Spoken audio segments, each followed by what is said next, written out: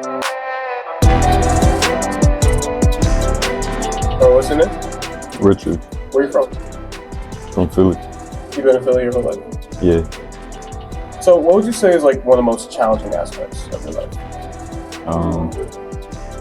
One of them would be losing my mom and just coping with the pain. How'd you cope? Like, just doing other things like to keep my mind off thinking about the loss, like working out. So besides boxing, is there anything else you think you want to do as a career? Yeah, I want to be a construction worker. What kind of specifically? Build houses or? Yeah, I want cement, masonry, carpentry. Yeah. So do you want to stay in Philly still, or do you want to move out? Or?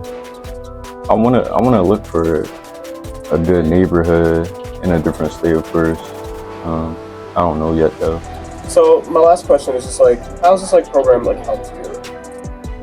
It's helped me create goals for myself and just made me think more about my future.